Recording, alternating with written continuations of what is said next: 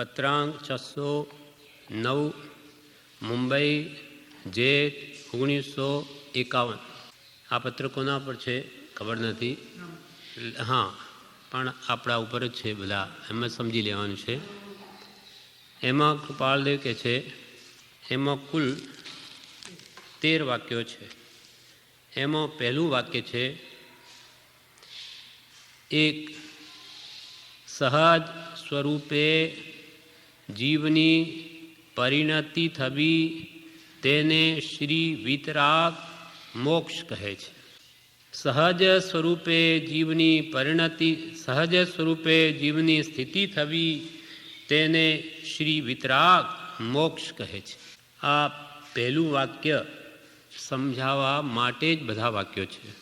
જેમ કે આત્મસિદ્ધિમાં પહેલું કહ્યું, જે સ્વરૂપ સમજ્યા વિના પામ્યો દુઃખ અનંત, સમજાવ્યું તે પદનમું શ્રી સદગુરુ ભગવંત. જે પોતાના શુદ્ધ આત્મરૂપ સ્વરૂપને સમજ્યા વિના હું અનંત દુઃખ પામ્યો, એ સ્વરૂપ જેણે સમજાવ્યું એ સદગુરુ ભગવંતને મારા નમસ્કાર. જેમ આત્મસિદ્ધિમાં પહેલી ગાથામાં પોતાનું સહજ સ્વરૂપ એના અજ્ઞાનને કારણે જ રજળ્યો, એ સ્વરૂપ પ્રાપ્તિને અર્થે જ આત્મસિદ્ધિ છે. એમ આ પત્રમાં પણ પહેલા વાક્યમાં જે કહ્યું કે સહજ સ્વરૂપે જીવની સ્થિતિ થવી તેને શ્રી વીતરાગ મોક્ષ કહે છે. શ્રી વીતરાગ, શ્રી એટલે આત્મલક્ષ્મીથી યુક્ત એવા વીતરાગ, જેનો રાગ વીત એટલે ચાલ્યો ગયો છે, જેનો અનાદિથી દુશ્મન દુઃખ આપનાર એવો રાગ એટલે મોહ જેનો ગયો, એવા વીતરાગ ભગવંતોએ મોક્ષ કોને કહ્યો છે? સહજ આત્મ સ્વરૂપે જીવની સ્થિતિ થવી તેને શ્રી વીતરાગ મોક્ષ કહે છે. પોતાના શુદ્ધ સહજ આત્મ સ્વરૂપમાં સ્થિર થવું, જે પોતાનું સ્વરૂપ છે એને પામીને તેમાં સર્વકાળ રહેવું, એનું નામ જ મોક્ષ છે. જીવન મુક્ત દશા. કેવડી ભગવંતો કે તીર્થંકરો, સહયોગી કેવડી, જેને હજુ શરીર છે, મન વચન કાયાના યોગ છે, હજુ સિદ્ધ દશાને પામ્યા નથી, તે જીવન મુક્ત છે. એટલે અહીંયા દેહમાં રહ્યા છતાં પણ એ મોક્ષમાં છે. કેમ? તો કે સહજ સ્વરૂપને પામી ગયા છે, શુદ્ધ આત્મ સ્વરૂપને એમાં સ્થિતિ કરી લીધી છે. માટે એમને મન વચન કાયાના યોગ હોવા છતાં પણ એ મોક્ષમાં જ છે.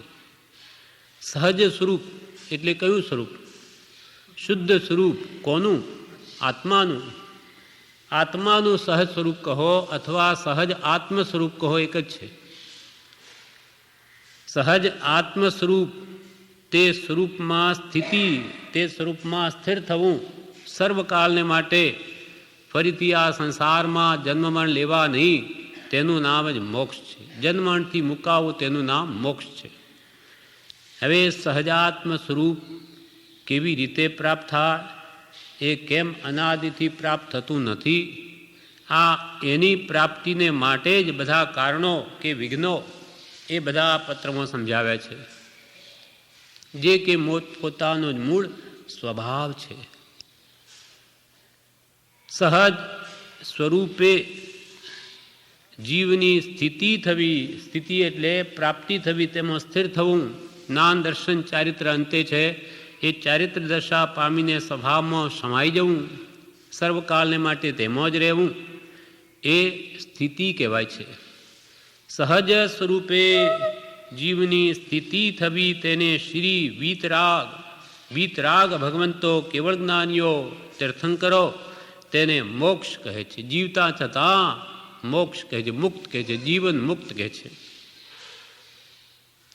હવે બીજા વાક્યમાં કહે છે, સહજ સ્વરૂપથી જીવ રહિત નથી, પણ તે સહજ સ્વરૂપનું માત્ર ભાન જીવને નથી. જે થવું તે જ સહજ સ્વરૂપે સ્થિતિ છે. જે સહજ સ્વરૂપ આત્માનું એટલે કે સહજાત્મ સ્વરૂપ પોતાનું છે, એથી જીવ રહિત નથી. આપણું જે શુદ્ધ આત્મ સ્વરૂપ છે એ ક્યાં છે? પોતાના આત્મામાં જ છે. એ કંઈ બહારથી આવવાનું નથી. નિશ્ચયને પોતે જ શુદ્ધ સ્વરૂપ પરમાત્મા છે. અપ્પા સો પરમપ્પા, આત્મા જ પરમાત્મા છે, નિશ્ચયની મૂળ સ્વરૂપે. સહજ સ્વરૂપથી જીવ રહિત નથી. આપનું જે મૂળ સહજાત્મ સ્વરૂપ છે ક્યાંય ગયું નથી, પોતે જ છે. સહજ સ્વરૂપથી જીવ રહિત નથી, પણ તે સહજ સ્વરૂપનું માત્ર ભાન જીવને નથી. પોતે જે સ્વરૂપ છે એનું જ એને ભાન નથી.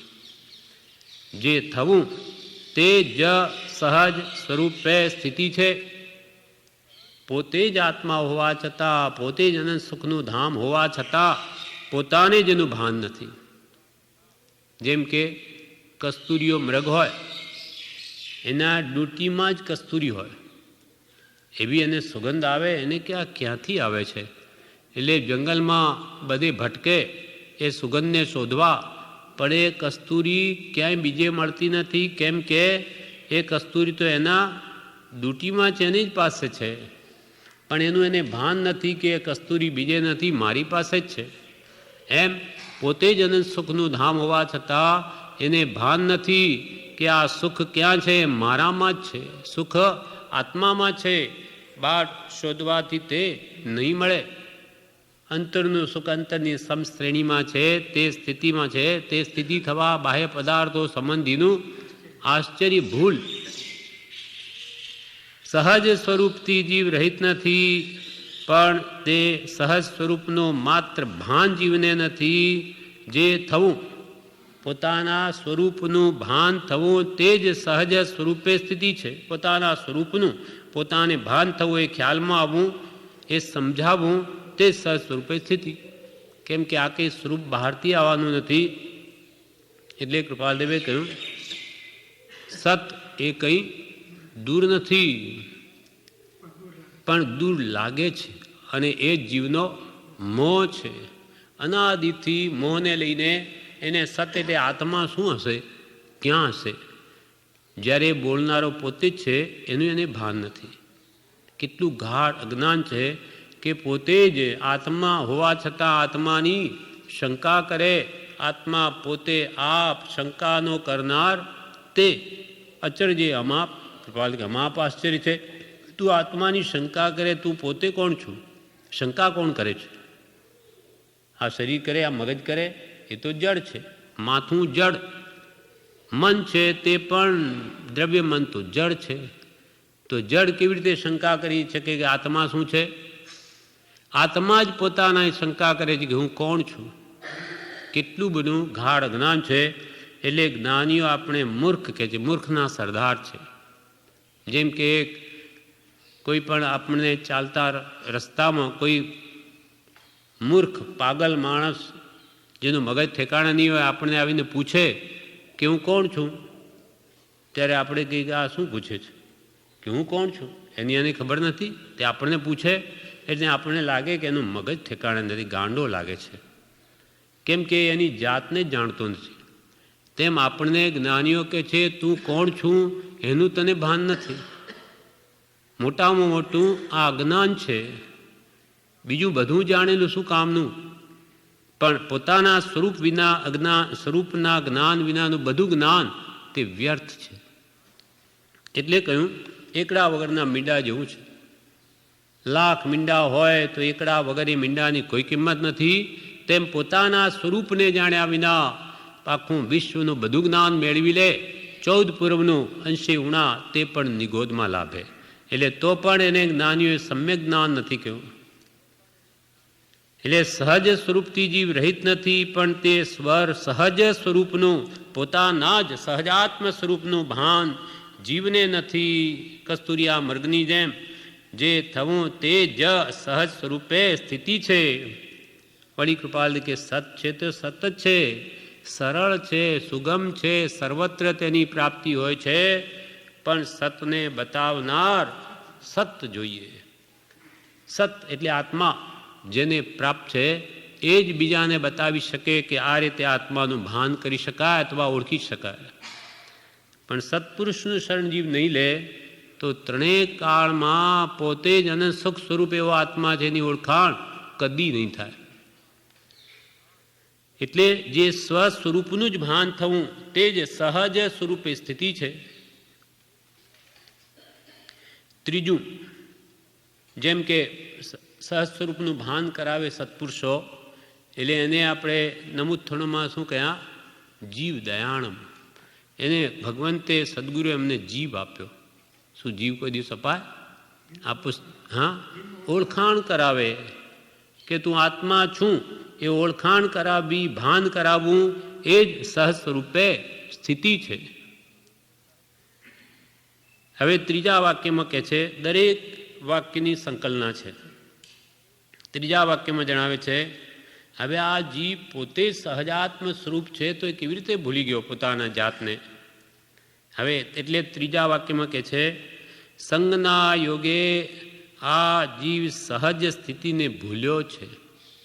સંગના યોગે આ જીવ સહજ સ્થિતિને ભૂલ્યો છે.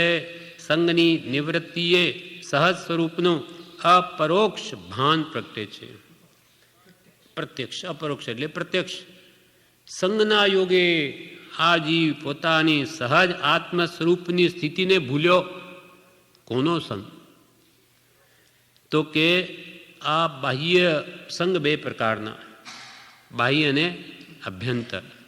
બાહ્ય સંગ છે જેને દ્રવ્ય સંગ કહેવાય, તે આ ધન, ધાન્યાદિ, કુટુંબ, પરિગ્રહ કે સગા સંબંધી ચેતન કે અચેતન પદાર્થો બાહ્ય, એનો સંગ તે તો બધો દ્રવ્ય સંગ છે. 10 પ્રકારનો પરિગ્રહ, દેહથી માંડીને જગતની બધી વસ્તુઓ જે રૂપી પદાર્થ છે, જેને આપણે પોતાની માન્યું છે, એ બધો જ દ્રવ્ય સંગ છે, બાહ્ય સંગ.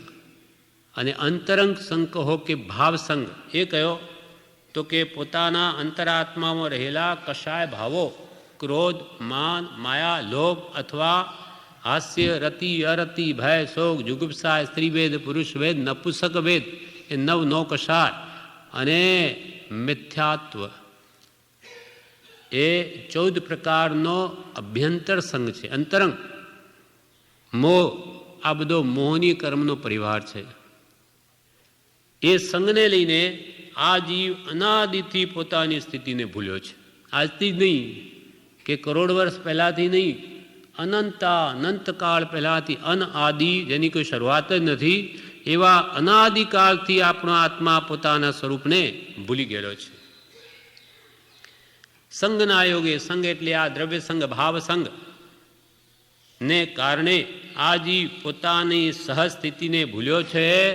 અને સંગની નિવૃત્તિએ સહજ સ્વરૂપનું અપરોક્ષ ભાન પ્રગટે છે. આ બાહ્ય સંગ મૂકી દે, અંતરંગ કશાયોને ઘટાડી દે, તો સંગની નિવૃત્તિએ સહજ જે પોતાનું સ્વરૂપ છે એનું અપરોક્ષ એટલે પ્રત્યક્ષ, તેનું પરોક્ષ એટલે પ્રત્યક્ષ નહીં, પણ અહીંયા તો અપરોક્ષ. અપરોક્ષ એટલે કે પ્રત્યક્ષ, તે સહજાત્મ સ્વરૂપનું જીવને ભાન થાય છે. સંગના યોગે આ જીવ સહજ સ્થિતિને ભૂલ્યો છે. બકરાના ટોળામાં એક સિંહનું બચ્ચું ક્યાંથી આવી ગયું અને એ બકરાની સાથે જ મોટું થાય છે. હવે એને ખબર નથી કે હું પોતે સિંહ છું, બકરા સાથે મોટું થયું, એટલે એ પણ પોતાને બકરું માનવા લાગ્યું. તો એકવાર ત્યાં સિંહ આવ્યો અને એથી મોટી ગર્જના કરી કે એના ભયથી બધા બકરાઓ ભાગવા લાગ્યા, એટલે પેલું ભાગવા લાગ્યું. ત્યારે સિંહે કહે કે અરે તું કોણ છું?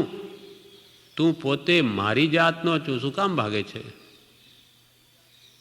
તું પોતે સિંહ છું, સિંહનું બચ્ચું છું, તું આ બકરાનું ટોળામાં રહેવાથી બકરું નથી થઈ ગયો.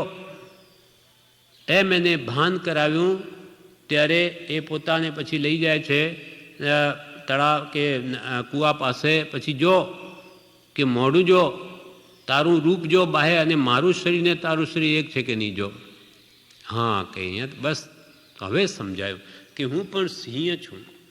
તેમ આપણે આ દેહમાં રહેલા છીએ, દેહને જ આપણું સ્વરૂપ માનીએ છીએ, બકરા જેવા થઈ ગયા. પણ નાની પુરુષો કે તું તો મારી જાતનો છે, તું મારી જાતનો છે, સિંહ જેવો છે, સિંહ જંગલનો રાજા છે, એટલે સત્પુરુષો સિંહ જેવા છે. એટલે તું શું કામ દુઃખ પામે કે ભય પામે? તું તો અનંત સુખનો સ્વામી, તારું કોઈ કાળે મરણ પણ નથી.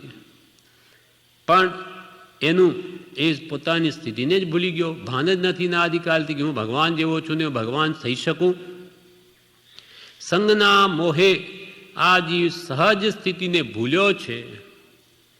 બકરાના ટોળામાં રહેલા એ સિંહના બચ્ચાની જેમ આપણો આત્મા સિંહ જેવો હોવા છતાં પોતાની જાતને ભૂલી ગયો છે. સ્તવનમાં પણ કહ્યું છે, અજ કુલ ગત કેસરી લહેરે નિજ પદ સિંહ નિહાળ. અજ એટલે બકરા. અજ કુલ ગત કેસરી લહેરે નિજ પદ સિંહ નિહાળ. તિમ પ્રભુ ભક્તે ભવી લહેરે, તિમ પ્રભુ ભક્તે ભવી લહેરે આત્મ શક્તિ સંભાળ. અજિત જીન તાર જોરે તાર જો દીન દયાળ. અજિત જીન તાર જોરે. અજકુલ ગત, અજકુલ એટલે બકરાના કુલમાં રહેલો અજકુલ ગત કેસરી લહેરે નિજ પદ સિંહ નિહાળ. એ કેસરી એટલે સિંહ, કેસરી સિંહ રહેલો હતો, એને બીજો સિંહ આવવાથી એને પોતાનું ભાન થયું. નિજ પદ સિંહ, અજકુલ ગત કેસરી લહેરે નિજ પદ સિંહ નિહાળ. સિંહનું રૂપ જોઈને એને ભાન થયું. તેમ તિમ પ્રભુ ભક્તે ભવી લહે, તેમ પ્રભુની ભક્તિ વડે ભવ્ય પણ પામે શું? તિમ પ્રભુ ભક્તે ભવી લહેરે આત્મ શક્તિ સંભાળ. કે હું ભગવાન જેવો શુદ્ધ આત્મા છું એમ એનું શ્રદ્ધાન થતાં તે પણ પોતાના આત્માની સંભાળ લે છે. ભગવાન બનવાની કોશિશ કરે છે કે મારું પણ એ શુદ્ધ સ્વરૂપ સંપૂર્ણ પ્રગટી શકે, હું પણ કેવલ નાની બની શકું છું. સંગના યોગે આ જીવ સહજ સ્થિતિને ભૂલ્યો છે. સંગની નિવૃત્તિએ સહજ સ્વરૂપનું અપરોક્ષ ભાન પણ સંગની નિવૃત્તિ કરે તો જ આત્મા પ્રત્યક્ષ થાય. પણ જ્યાં સુધી એ બાહ્ય સંગમાં મોહ કરીને રહેશે ત્યાં સુધી તો કદી પોતાના સ્વરૂપને નહીં પામે, જે અનંત સુખ સ્વરૂપ છે. હવે આગળ ચોથા વાક્યમાં કહે છે, એ જ માટે સર્વ તીર્થંકરાદિ જ્ઞાનીઓએ અસંગપણું જે સર્વોત્કૃષ્ટ કહ્યું છે કે જેના અંગે સર્વ આત્મ સાધન રહ્યા છે. એ જ માટે એટલે કે સહજ સ્વરૂપ પ્રાપ્ત કરવા માટે જ. શા માટે આ બધા તીર્થંકરોએ જ્ઞાનીઓ ભક્તિ સત્સંગ જપ તપ કે અનેક પ્રકારના યોગ કે સાધનાઓ બતાવી? શાના માટે બતાવી? પોતાના સહજ સ્વરૂપને પ્રાપ્ત કરવા માટે. એ જ માટે એટલે દરેક આત્મા પોતાના શુદ્ધ આત્મ સ્વરૂપને પામે. એ જ માટે સર્વ તીર્થંકરાદિ જ્ઞાનીઓએ, કૃપાલ કે અનંતા તીર્થંકરો થઈ ગયા એમણે, કે આદિ એટલે અનંતા બીજા ગણધરો કે આચાર્યો કે ઉપાધ્યાયો કે સાધુઓ કે જ્ઞાની પુરુષકો બધા થઈ ગયા.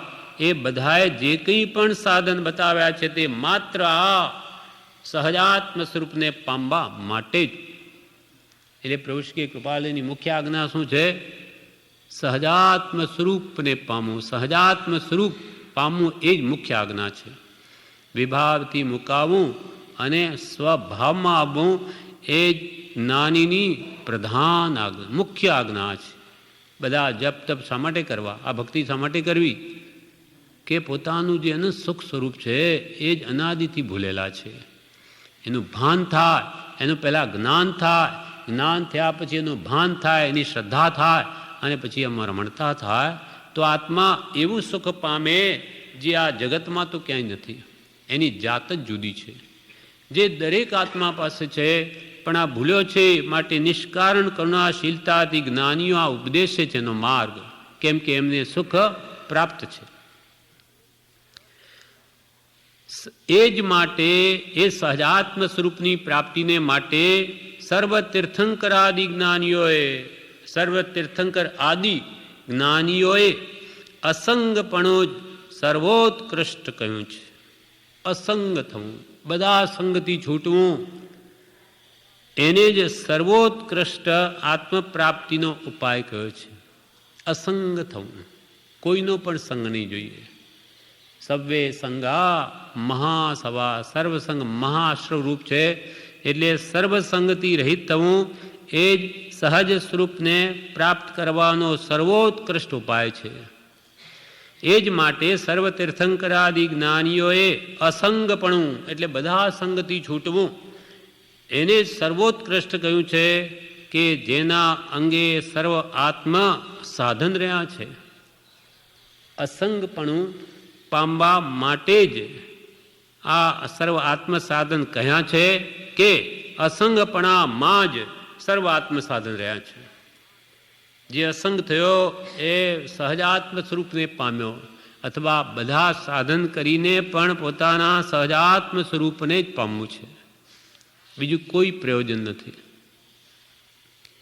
કે જેના અંગે સર્વ આત્મ સાધન રહ્યા, અસંગપણામાં બધું સમાય છે. હવે 5મા વાક્યમાં કે છે સર્વ જીનાગમ કહેલા વચનો એક માત્ર અસંગપણામાં સમાય છે. સર્વ જીનાગમમાં કહેલા વચનો એક માત્ર અસંગપણામાં સમાય છે. કેમ કે તે થવાને અર્થે જ તે સર્વ વચનો કહ્યા છે. જીન આગમ, જીનેશ્વર ભગવાનના મુખેથી જે જ્ઞાન આવ્યું તેનું નામ આગમ છે. સર્વ જીન આગમમાં આખી દ્વાદશાંગી ભગવાને ઉપદેશી છે. 12 અંગ, તેના પાછા 12 ઉપાંગ છે. એ બધું જ જ્ઞાન શ્રી જીન આગમમાં, સર્વ જીન આગમમાં કહેલા વચનો એક માત્ર અસંગપણામાં સમાય છે. દ્રવ્ય સંગ, ભાવ સંગથી છૂટવું એના માટે જ આ બધા આગમ ભગવંતે કહ્યા છે. એ છૂટ્યા છે અને સુખ પામ્યા છે માટે જ આપણને આગમો વડે ઉપદેશ આપે છે.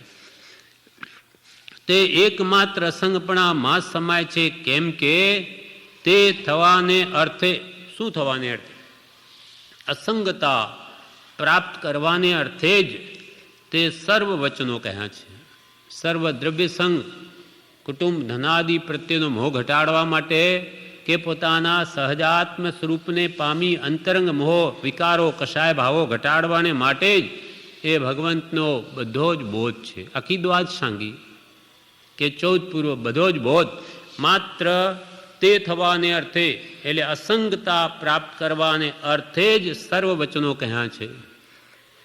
એક પરમાણુથી માંડી 14 રાજલોકની અને મેષોન્મેષથી માંડી શૈલેષી અવસ્થા પર્યંતની સર્વ ક્રિયા વર્ણવી છે. તે એક અસંગતા સમજાવવાને અર્થે વર્ણવી છે. વધારે સ્પષ્ટ કરીને સમજાવે છે કે એક પરમાણુથી માંડી, એક પરમાણુની વ્યાખ્યા કરી, જે પૂતગલનો નાનામાં નાનો ભાગ કે જેના 2 વિભાગ નહીં થઈ શકે એનું નામ પરમાણુ છે.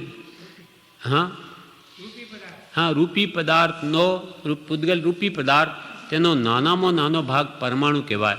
તે જ્ઞાનીઓએ જડ એવા પરમાણુની શું કામ વ્યાખ્યા કરી?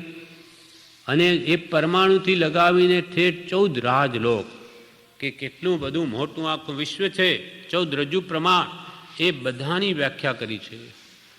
એ વર્ણન કર્યું તે શા માટે?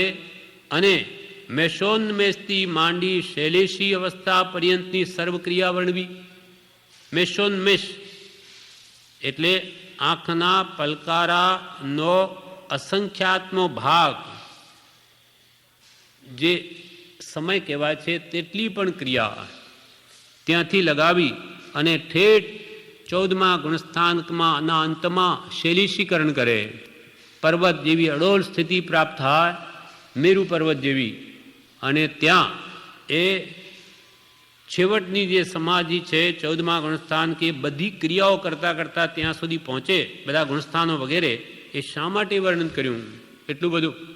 પૂતગલનું કે આત્માને પામવા માટેની જે ક્રિયાઓ એક પરમાણુથી માંડી 14 રાજલોકની અને મેષોન્મેષ એટલે આંખના પલકારા, હા, મેષોન્મેષથી માંડી શૈલીસી અવસ્થા પર્યંતની એટલે છેવટની સમાધિ 14મા ગુણસ્થાન શૈલીસીકરણ કરે તે શૈલીસી અવસ્થા પર્યંતની સર્વ અવસ્થા સર્વ ક્રિયા વર્ણવી છે તે એ જ અસંગતા સમજાવવાને અર્થે વર્ણવી છે કે હે જીવ, આ 14 રાજલોકના અનંત પરમાણુમાંથી તારો એક પણ પરમાણુ નથી.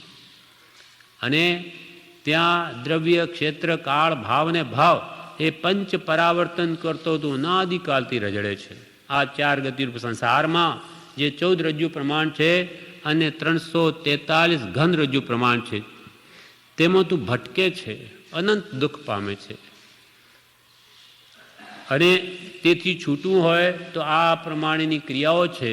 પહેલા ગુણસ્થાન કે આ હોય, બીજામાં આ હોય, એમ 14 ગુણસ્થાન બતાવ્યા કે જે ક્રિયાઓનું ભક્તિથી લગાવીને કે રાગ સત્પુરુષ ગુણાનુરાગથી લગાવીને ઠેઠ મોક્ષ સુધીના ઉપાયો બતાવ્યા તે માત્ર પોતાના સહજ આત્મ સ્વરૂપને સમજાવવા માટે જ છે અથવા અસંગતા માટે છે. કેમ કે તારો આત્મા અસંગ છે, એને કર્મનો પણ સંગ નથી. આત્મા દ્રવ્ય કર્મથી પણ રહિત છે, ભાવ કર્મથી પણ રહિત છે ને નો કર્મથી પણ રહિત છે. એવો દ્રવ્ય ભાવ નો કર્મ સર્વથી રહિત તારો શુદ્ધ આત્મા જે અસંગ છે તે બતાવવાને માટે બધું વર્ણન કર્યું છે કે તું આ બધાથી ભિન્ન છું. સર્વજિનાગમમાં કહેલા વચનો એકમાત્ર અસંગપણા માં સમાય છે. કેમ કે તે થવાને અર્થે જ એ અસંગપણું આત્માનું સહજ સ્વરૂપ જે અસંગપણું અસંગ છે તેને પ્રાપ્ત કરવાને અર્થે જ સર્વવચનો કહ્યા છે. એક પરમાણુથી માંડી 14 રાજલોકની અને મેષોન્મેષથી માંડી શૈલેષી અવસ્થા પર્યંતની સર્વ ક્રિયા જ્યાં સુધી સંપૂર્ણપણે આત્મા શુદ્ધ સ્વરૂપને નહીં પામે, સર્વજીવ છે સિદ્ધસમ એ દશા શૈલેષીકરણમાં અંતે સર્વકર્મથી મુકાય છે અને ત્યાંથી એક જ સમયમાં આત્મા ઉર્ધ્વગામી સ્વભાવથી ઉપર ઉઠી મોક્ષમાં બિરાજમાન થાય છે. એટલે સંપૂર્ણ એ સહજ સ્વરૂપમાં નહીં આવે ત્યાં સુધીની બધી ક્રિયાઓ વર્ણવી છે તે એ જ અસંગતા સમજાવવાને અર્થે વર્ણવી છે. હવે 6થા વાક્યમાં એનો જ આગળનું અનુસંધાન કે છે.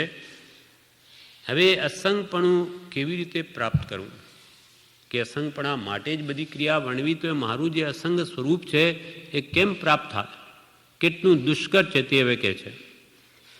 સર્વ ભાવથી અસંગપણું થવો તે સર્વથી દુષ્કરમાં દુષ્કર સાધન છે.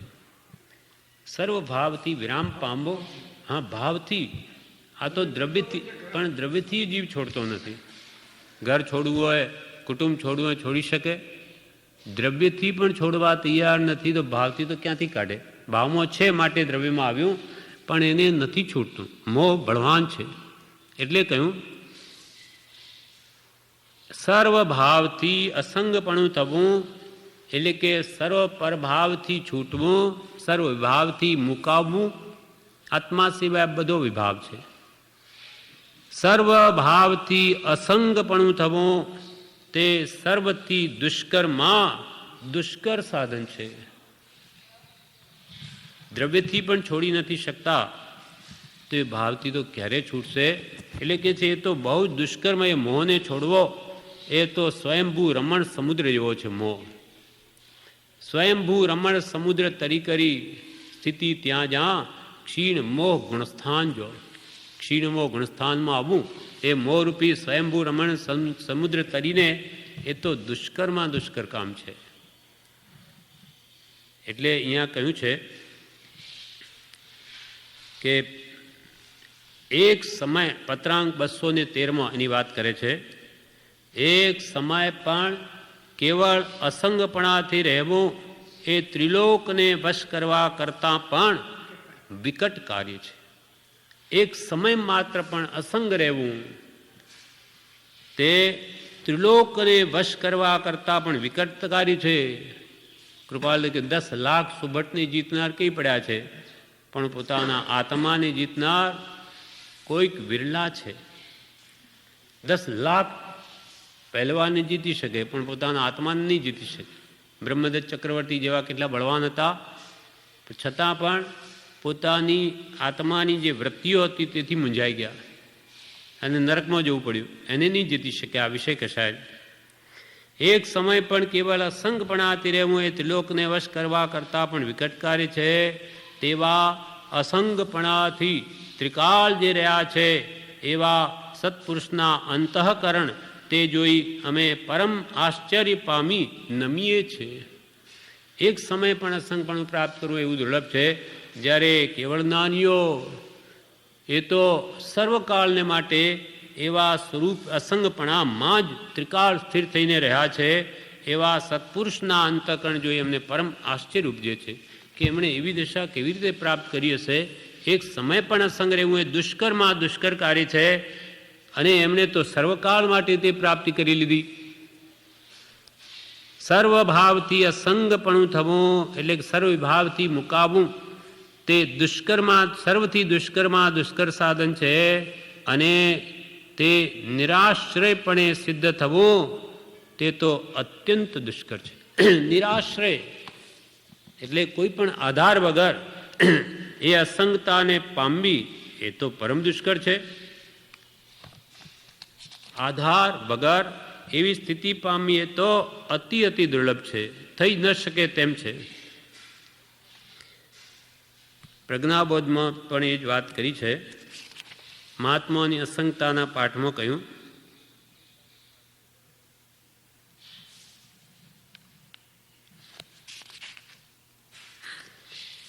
કે વિકટ કાર્ય છે એક સમય પણ કેવળ સંગ બની ટકવું.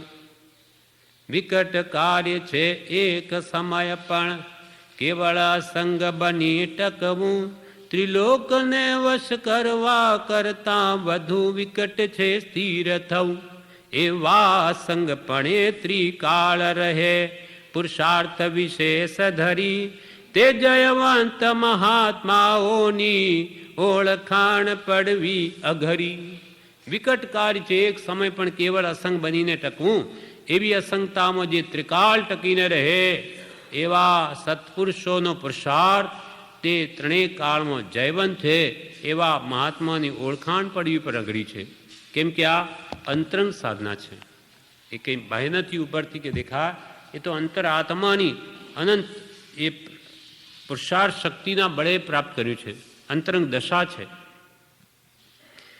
એટલે અહીંયા કહ્યું કે તે અત્યંત દુષ્કરમાં દુષ્કર સાધન છે અસંગ થવું અને તે નિરાશ્રયપણે સિદ્ધ થવું તો અત્યંત દુષ્કર છે. કોઈના પણ આલંબન વગર એવી અસંગ દશા પ્રાપ્ત કરવી એ તો અતિ દુષ્કર અસંભવ જેવું છે. એમ વિચારી શ્રી તીર્થંકરે સત્સંગને તેનો આધાર કહ્યો છે. જો એ તમારે એવી અસંગતા પ્રાપ્ત કરવી હોય તો શું કરવું? સત્સંગ કરવો. કોનો? સત્પુરુષનો. એ પરમ સત્સંગ છે. એમ વિચારી શ્રી તીર્થંકરે સત્સંગને તેનો આધાર કયો છે, તેને પાયો કયો છે. જેમ પાયા વગર ઘર ચણાય નહીં, ટકે નહીં, પડી જાય, તેમ સત્પુરુષનો આધાર લીધા વગર એ આત્માનું અસંગપણું શુદ્ધ સ્વરૂપ કદી પ્રાપ્ત થાય નહીં. શ્રી તીર્થંકરે એમ વિચારી સત્સંગને તેનો આધાર કયો છે કે જે સત્સંગના યોગથી સહજ સ્વરૂપ ભૂત એવું અસંગપણું જીવને ઉત્પન્ન થાય છે. સત્સંગનો જો જીવ આધાર લે તો આત્માનું જે અસંગ સ્વરૂપ છે, શુદ્ધ સ્વરૂપ એ પ્રગટ થાય છે. સત્સંગ પણ એક સંગ જ છે, પણ એ સંગ એવો છે કે આત્માને અસંગ બનાવી દે. જેમ કે એ પણ સંગ હોવા છતાં અસંગ બનાવે. જેમ કે સાવરણી છે એ પણ કચરો જ છે, પણ એ કચરો એવો છે કે બીજા કચરાને કાઢે છે.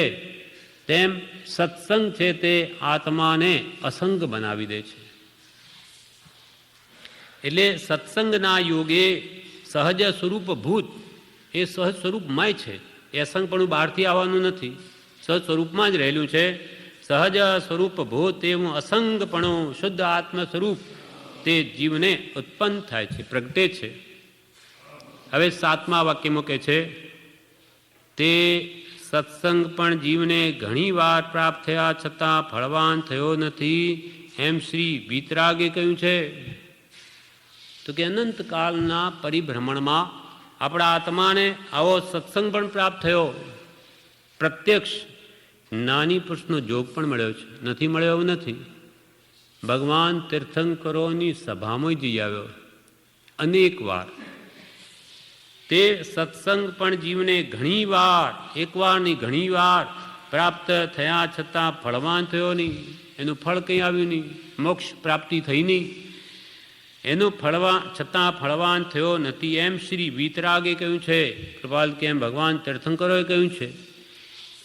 કેમ કે એમ સર્વજ્ઞોએ આ વાત કરી, કેમ કે તે સત્સંગને ઓળખી આ જીવે તેને પરમ હિતકારી જાણ્યો નથી, પરમ સ્નેહે ઉપાસ્યો નથી, અને પ્રાપ્ત પણ અપ્રાપ્ત ફળવાન થવાય સંજ્ઞાએ વિસર્જન કર્યો છે, એમ કહ્યું છે. સત્સંગ મળ્યો, ભગવાન મળ્યા, સભામાં ગયો તીર્થંકરોની, પણ આ સત્પુરુષ છે એ કહે છે એમ જ માર્ગ છે, એમ જ માર્ગ હોય, એમની આજ્ઞાથી જ મારું કલ્યાણ છે, એ ભાવ એને દ્રઢ થયો જ નહીં. કેમ કે તે સત્સંગને ઓળખી આ જીવે તેને પરમ હિતકારી જાણ્યો નથી. આના જેવો કોઈ મને કલ્યાણકારક કોઈ નિમિત્ત નથી, પ્રબલ અવલંબન છે એમ નથી જાણ્યું. તે વખતે અનાદિકાળમાં અનંતવાર અનેક વાર સમાગમ થયો છતાં આ જીવે તેને પરમ હિતકારી તે સત્સંગને ઓળખીને જાણ્યો નથી, અને પરમ સ્નેહે ઉપાસ્યો નથી. સત્પુરુષ પ્રત્યે પ્રેમ આવે કે એ કે એમ કરું તો હું અનંત દુઃખથી છૂટી જાઉં, એમ કોઈ દિવસ એને પ્રેમ આવ્યો જ નથી. એમ પરમ સ્નેહે ઓળખાણ થઈની માટે પરમ સ્નેહે ઉપાસ્યો નથી, અને પ્રાપ્ત પણ અપ્રાપ્ત ફળવાન થવા સંજ્ઞાએ વિસર્જન કર્યો છે. સત્પુરુષોની પ્રાપ્તિ થઈ હોય તો પણ તેની પાસે ધન માંગે, કુટુંબ માંગે, પૈસા માંગે, પુત્ર માંગે, ભાઈ ભૌતિક સુખ માંગે, પણ આ તો મોક્ષ આપે છે.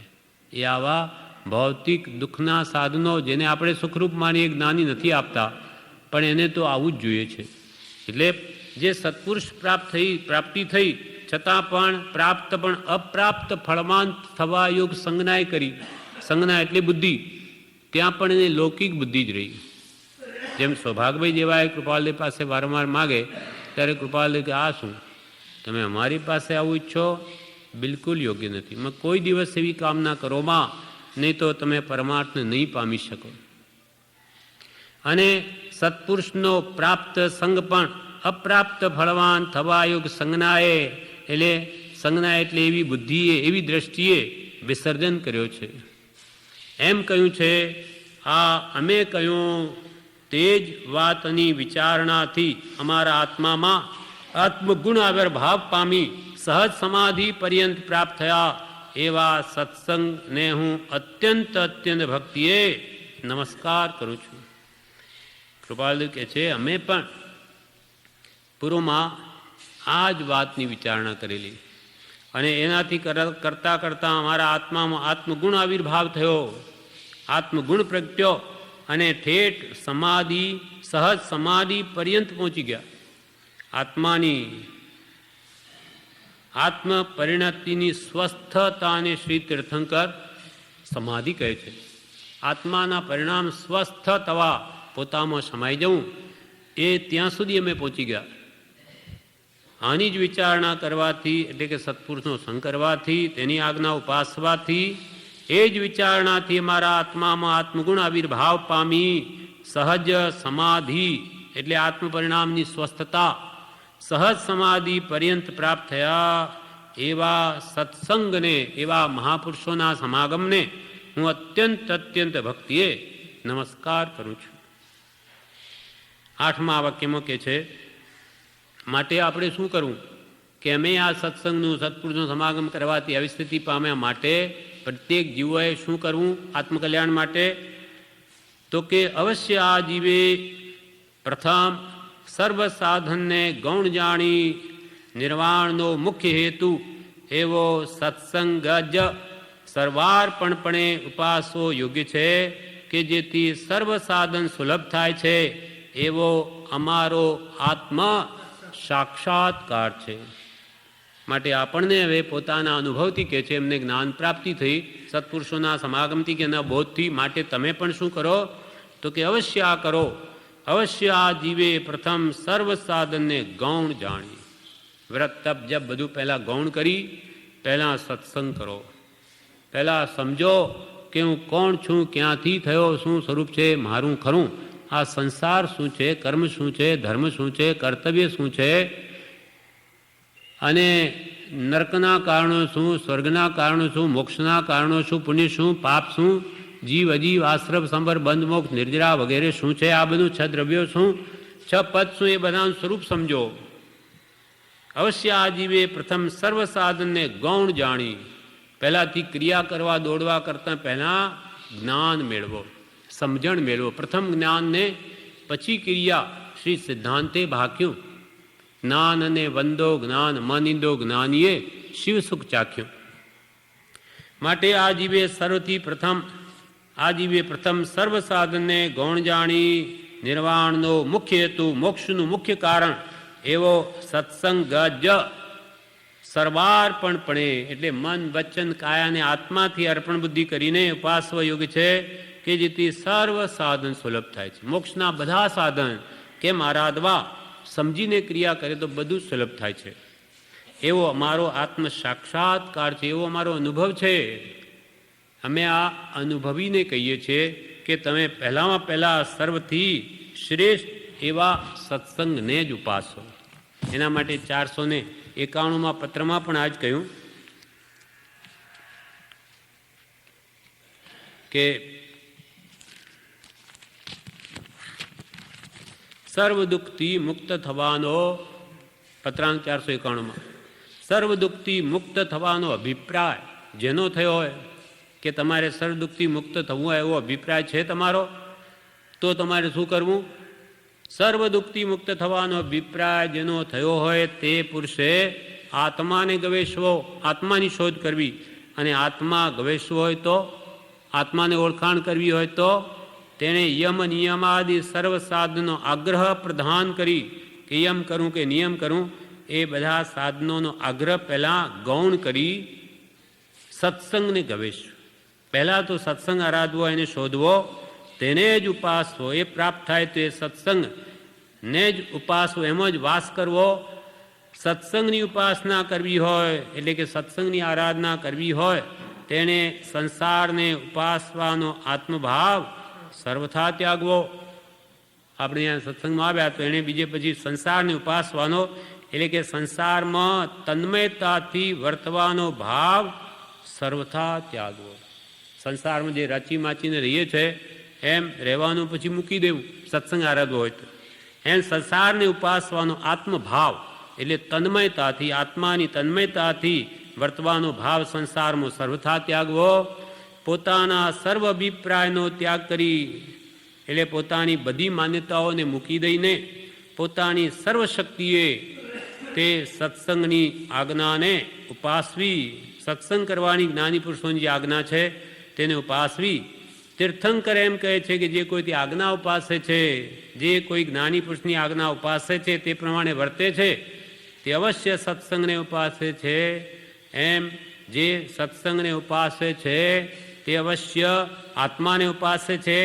અને આત્માને ઉપાસનાર એટલે કે આત્મ ભાવના ભાવનાર સર્વ દુઃખથી મુક્ત થાય છે, અર્થાત કેવળ જ્ઞાન પામે છે. આત્મ ભાવના ભાવતા જીવ લહે કેવળ જ્ઞાન. એટલે પહેલું જ્ઞાન, પછી ક્રિયા કરવી, પહેલાં સમજણ મેળવી.